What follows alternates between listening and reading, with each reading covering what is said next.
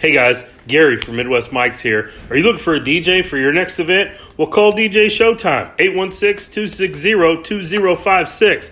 He can DJ your wedding, a special event, a bar and club event. Whether your event's large or small, DJ Showtime is your guy. He'll play music of all genres, whatever you guys want to hear, that's what he'll play. He's been DJing since 2005, lots of experience. Again, that phone number is 816-260-2056 at DJ Showtime KC34 on Twitter, DJ Showtime 3481 on Snapchat. And remember, this is Gary from Midwest Mike's.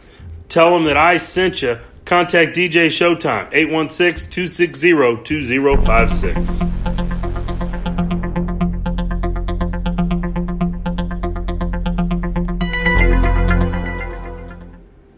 All right, everybody, welcome into the show this week. I'm Gary. This is Austin. And we are Midwest Mike's coming back at you another week, another show for you, catching you up on all the happenings in sports this week. We're going to start off this week with Coach Will Gorden. He is the head baseball coach currently at Shawnee Mission East.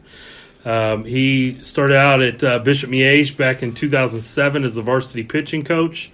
He was at Rockhurst in the same capacity from 2008 to 2011. Then he went back to Miege as the head coach from 2012 to 2015.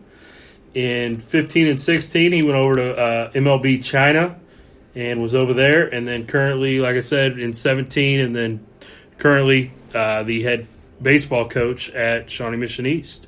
So, Coach, welcome to the show. Ni hao. Thank you. I appreciate you having me on. You know, it's nice to give an interview and talk and without an interpreter on occasion, so this is fun. Thank you guys for having me. Yeah. No, so talk a little bit just kind of about your playing experiences, how you got into coaching, a little bit of your background. You know, I came up to Kansas City in 2001, played at Rockhurst University, and it was a great experience for me there. Enjoyed it very much.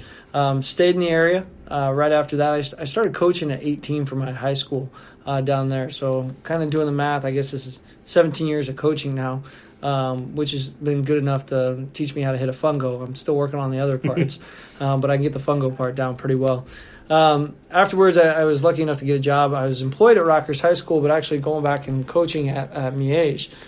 Pretty talented group there, but then went on to coach at Rock High for 4 years. A great amount of success there, great kids, great families, a lot of talent we were blessed with. And then was fortunate to get the head baseball job at Bishop Miege. Enjoyed that immensely. We got better each year, appeared in the state tournament my final year. Last 2 years, had tough go, but lost by 1 run to the eventual state champion each time, which was the closest either one of those teams got to anybody. Then, lo and behold, same month my wife told me she was pregnant with our first child. I told her I was applying and had an interview to go coach baseball in China. So as fate would have it, my son was born, and I left 3 weeks later to go work over in China. I spent 1.5 years over there.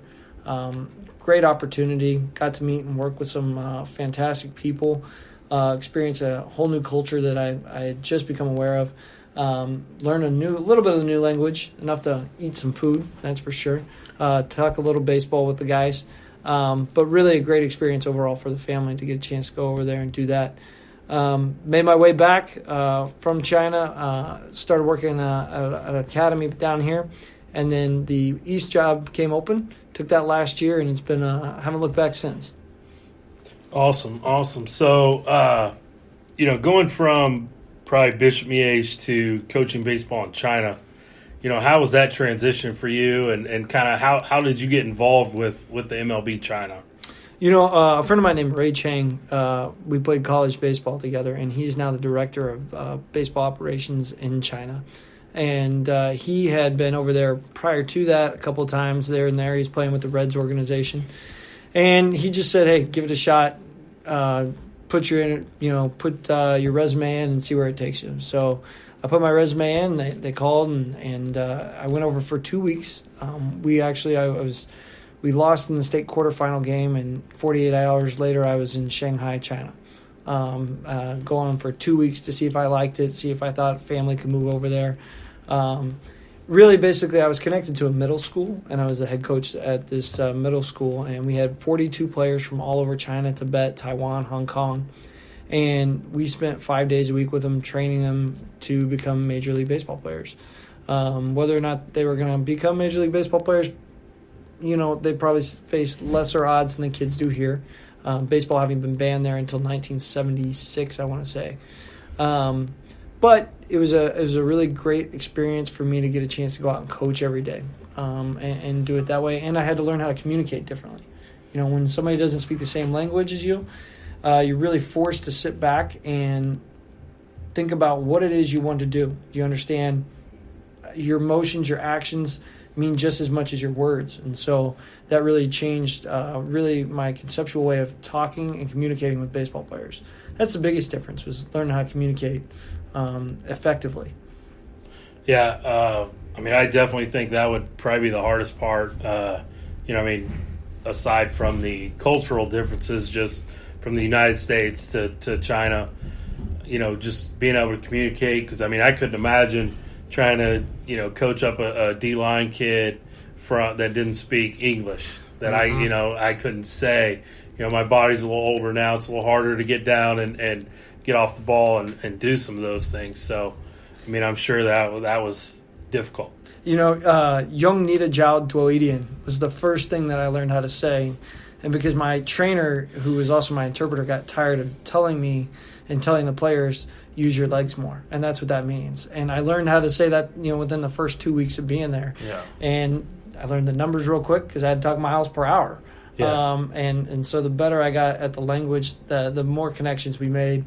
But really, they also had to understand English too. So it was a two-way street. So how many, do you know how many teams like MLB has outside the U.S.? Is that something they do all over? Do you know that? They started with the European Academy and then Australian baseball as well. They've since pulled out of Australia, and Europe they've taken a little bit of a seat back too, simply because the game has grown and developed so much over there. Mm-hmm. You could kind of call it the who's the basketball guy? Yao Ming. Yao Ming effect, I guess, over there. If you find one Yao Ming, over in China, every school I went to had basketball courts everywhere. Yeah. Okay. And so it's kind of that, but none of them have baseball fields. There are 3 different development centers in China. Oddly enough, I wear a shirt around here that says South Africa with baseball on it, and people are like, what? There's an MLB camp down there every year, too, for 3 weeks down in South Africa, which is not a place that you expect baseball to be. They sent us to India for a week, me and another guy who played some professional baseball, and we had to take a look at cricket players and see whether or not, that $1 million arm idea, is that translatable? And we sat there. There was only one baseball field in all of India, and we were on it. It sat on land. The land was worth $22 million that this field sat on. So they had to justify, land versus what it's being used for right there. And so it was really neat to get those opportunities to do that. But yeah, MLB has different pockets throughout, and I think they're definitely, the game is growing faster than they thought in China. While I was over there, MLB signed a license to broadcast over there. It was a huge deal, and they were expecting 75,000 to 80,000 viewers a game is what they wanted, because prior to, they'd only had 16 games total throughout the whole year in all of China. Now they were going to have games weekly.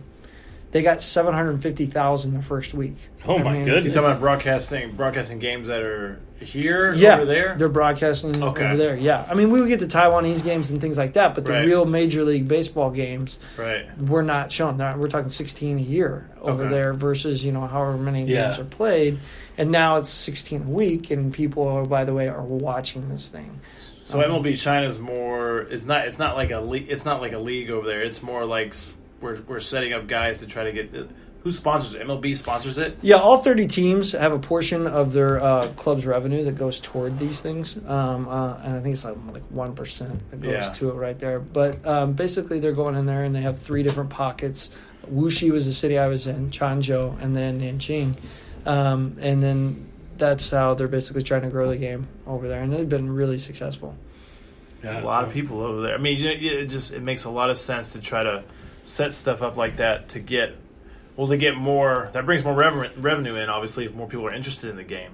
But then also you could find players that would never get a shot at doing anything, and you set up everywhere and you get them. I mean, I think it's really, really cool to see all sports get more international. Like, it's just awesome. And that's one of the things I got the chance to see overseas is how all the different sports are portrayed. The China Professional Basketball League, right? That's playing in different cities. China Soccer, all of it's different. There is a Chinese Professional Baseball League. I can't say that it's very good. We would play them regularly, and we would win regularly with our highest players. But it's a professional team. People are going out there buying tickets. They're watching baseball. So altogether a good thing. Yeah.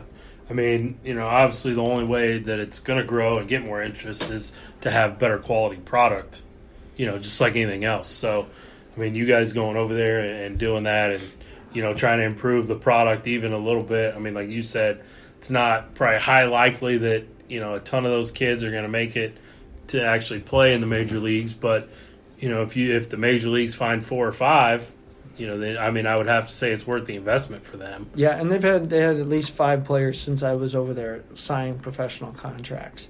And the first one was Itchy Shu with the Baltimore Orioles. And Itchy I got a chance to see when I went over for that earlier experience in June. Great kid, great young man, good swing.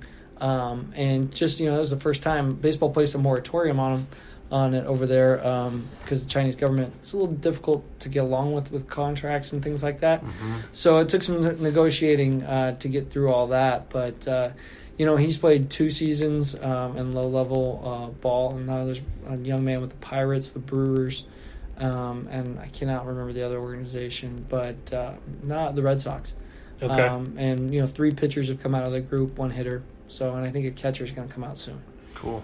That's really cool. Obviously they want to be the best baseball product, not just in the U.S., but, globally too. So they got to go find some of those guys. And, even if they, like I said, if they go get a few guys, then probably people that know him are going to want to follow his career. So they're going to be more invested in Major League Baseball, people from his hometown. I mean, the whole, just the effect of having that guy around. So it can only make I was saying this. It can only make the game better. Honestly, like you start fighting even better players throughout the whole world. It can only make the game better.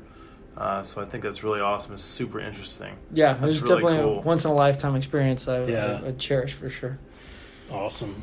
So took over here in 17. They were coming off would have been a pretty good, pretty successful few years. So how was it kind of coming into a program that had been relatively good, won a state title a couple years ago? How was it kind of coming into that and, taking that over? It's kind of intimidating at first, not that I'm not confident what I'm able to do, but obviously there was a great amount of success that was had. Joey Wentz goes supplemental first-round pick. They win a state title in 2016. 2017, regional runner-up with guys that, are projected draft picks, 3 Division I pitchers on that. We lost a core of that nucleus that had been here for a long time. And so we did kind of face somewhat sort of a rebuild. And anytime you have a change in a coaching staff, I really think that you're going to see that transition take place over time. It's just going to take time in order for that to happen. But one of the biggest focus things that we talk about is, we do have that tradition. We have a series out right now on Twitter, a Lancer Legacy series I started. I wanted to reach out to all 10 guys that were still either playing pro ball or college baseball from here. You get double-digit numbers of guys that are still playing baseball. That's a hallmark of a good place to be. Mm-hmm. And it gives our current players a chance to look at and say, okay, what did those guys do? What does my work ethic need to do on a daily basis in order to match those guys? How can I make sure that I maintain that legacy moving forward? And that's what we're trying to do this year is not only just reestablish where we want to go, but make sure that we look back and say, hey, we've had a good amount of success. Let's continue to build upon that. Yeah, and I've seen a bunch of those on the Twitter. The couple you put out at SME Baseball is the Twitter. If anybody out there listening wants to go check that out, the Legacy series, it's I think it's great. To try to connect not only those guys that are playing in college and professional ball back to the place where they played high school. I think that's an important step that maybe a lot of guys miss out on is, keeping those guys connected. And, hey, if you're in town, you need a place to work out,